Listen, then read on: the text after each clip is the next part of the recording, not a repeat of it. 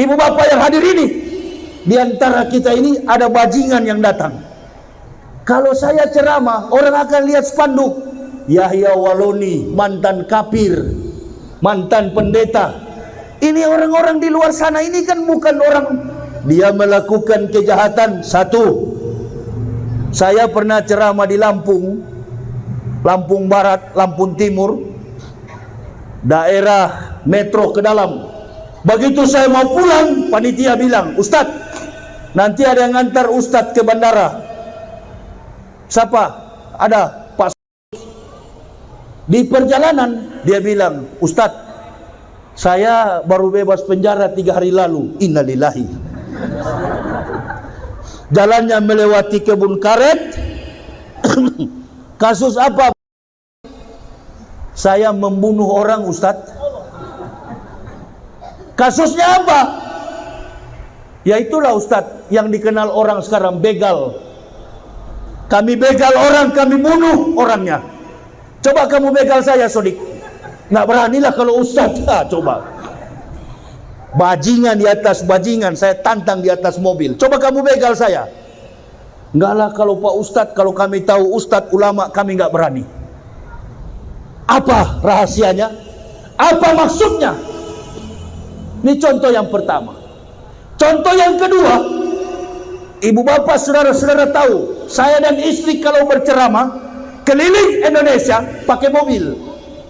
Dari Jakarta ke Sumatera, dari Jakarta ke Riau, dari Jakarta ke Kalimantan, Sulawesi, Maluku, kami pakai mobil.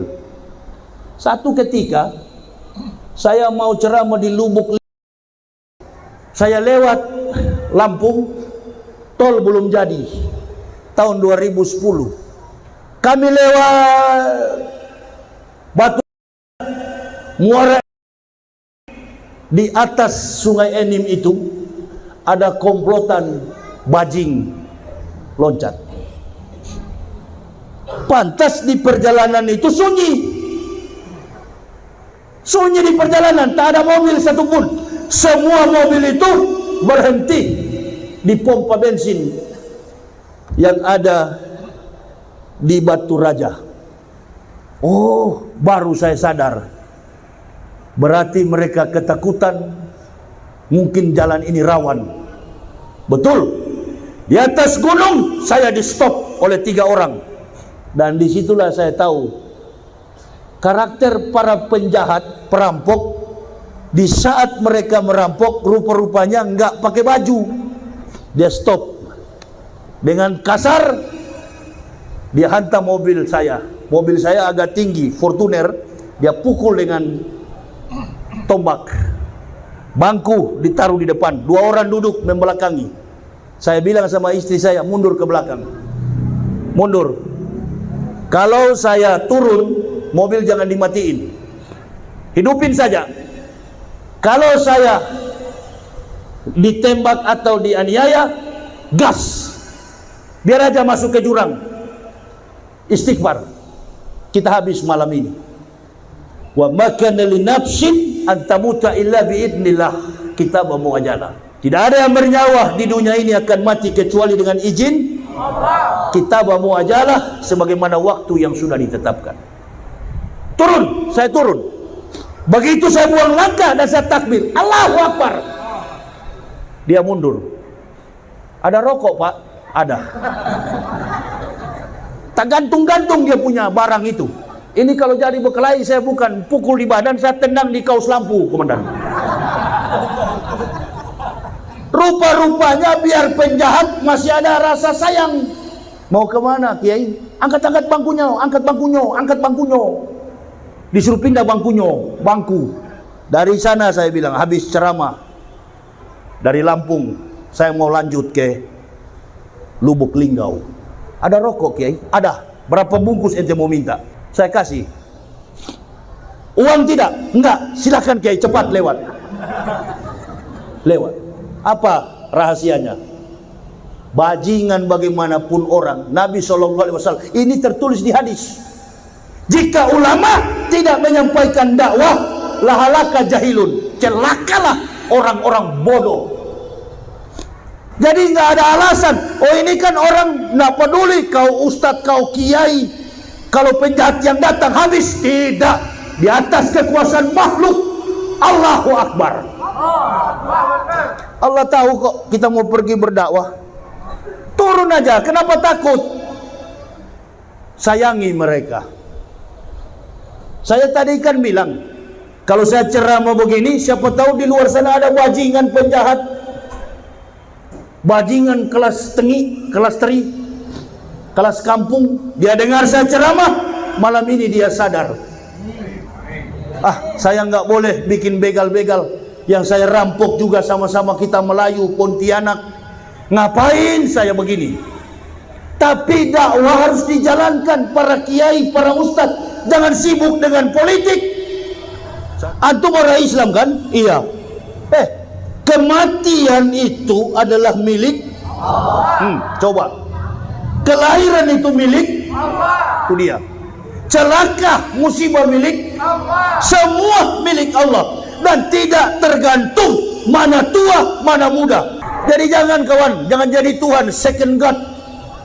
Ente kalau manusia saja, nggak usah jadi naik pangkat. Tuhan naik pangkat jadi orang, orang naik pangkat jadi Tuhan, Tuhan turun pangkat jadi. Ya coba kawan. Jangan ukur nih manusia sudah tua, besok sudah mau mati. Jangan. Ada juga yang masih muda, oh ini umur panjang. Tunggu dulu. Saya pernah lihat kecelakaan di tol 92 sampai 98 terlempar. Bandung Jakarta. Saya mau pergi ceramah di Bandung, lewat tol, Honda Jazz hitam di depan saya, bersebelahan tertabrak dengan kontainer yang besar.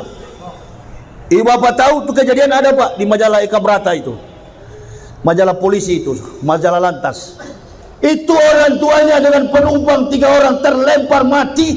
Ada bayi yang baru 2 bulan hidup, karena langsung dihentikan. Truknya melintang di tengah jalan, Honda Jazz itu terlempar di pinggir got, mayatnya sampai di kilometer 96 pak, Cipularang, tol Bandung, Jakarta Bandung. Hampir saya lihat memang bayi itu nangis pak, diangkat oleh Polantas lalu lintas yang angkat. Anak umur 2 bulan selamat, ini orang tua-tua mati. Jangan pernah simpulkan soal hidup dan mati. Yang paling tahu adalah Allah. Laksanakan saja hidup ini. Ya, saya berdakwah begini sejak masuk Islam, suka keliling Indonesia.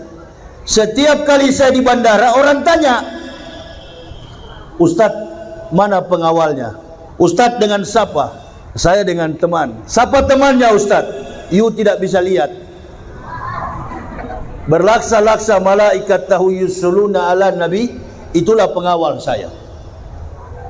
Jadi dia tanya, siapa yang dampingi Ustadz? Ini fenomena Ustadz, apa istilah orang kondang, keundangan, kondong, konding.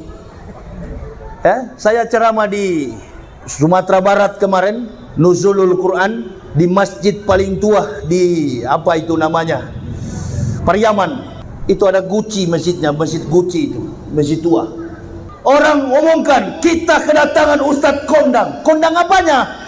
Saya lebih baik jadi Ustadz kampung bukan kondang, daripada dikatakan kondang tapi tidak bermanfaat. Khairun nas anfa'uhum linnas. Sebaik-baik manusia adalah berguna bagi manusia lain.